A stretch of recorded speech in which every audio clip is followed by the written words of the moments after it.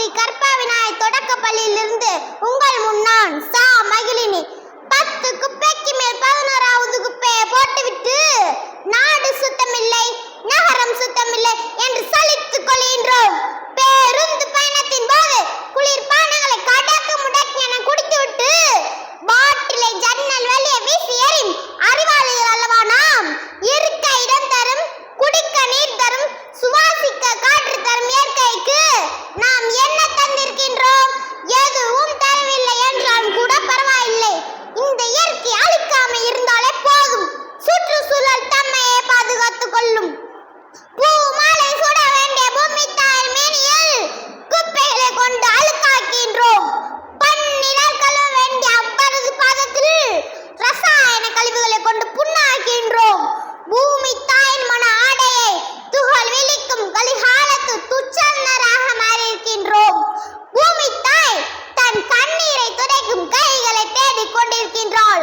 அந்த கைகளாக நம்மை போன்ற மாணவர்கள் விளங்க வேண்டும் என்பதே என்னுடைய ஆசை.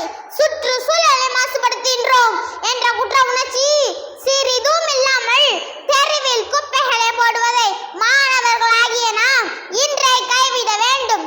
குப்பையை போடாதீர்கள் என்று சொல்லவில்லை, குப்பையை குப்பை தொட்டியில் போடுங்க நான் சொல்கின்றேன். பிளாஸ்டிக் எனும் நெகிழி அழிக்கும் போர் வீரராக நாம் மாற வேண்டும்.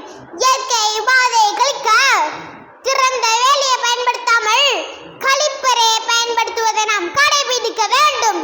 அடுத்து நம்முடன் இருக்கும் பெரிய கெட்ட பழக்கம் என்பது குப்பைகளை எரிப்பதுதான். ஓசோன் படலத்தை ஓட்டையாக்கினது போதும்.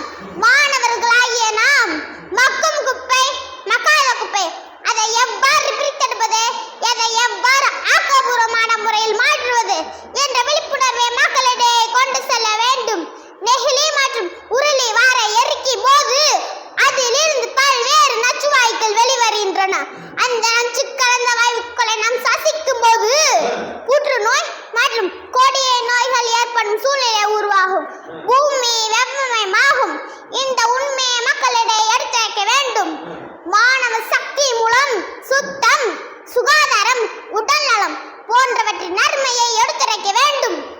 இந்த பூமியை அடுத்து வரும் தலைமுறைக்கு பத்திரமாக ஒப்படைக்க வேண்டும். ஒவ்வொரு மாணவரும் 10 மரங்களை நட வேண்டும்.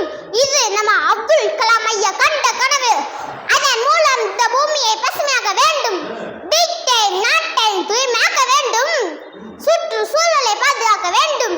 இது ஒவ்வொரு மாணவரின் கடமை. சுற்றுச்சூழலை மாசுபடுத்தாமல் கீழ் வருமாறு நான் தீபாவளி பண்டிகையை இம்முறை கொண்டாடினேன். பசுமை பட்டாசுகள் வெடிப்பதன் மூலம் காற்று மாசுபடுவதை குறைக்க முயன்றேன். ஆற்றல் திறன் உள்ள விளக்குகளை பயன்படுத்தி மறுசுழற்சி செய்யக்கூடிய பொருட்களை பயன்படுத்தி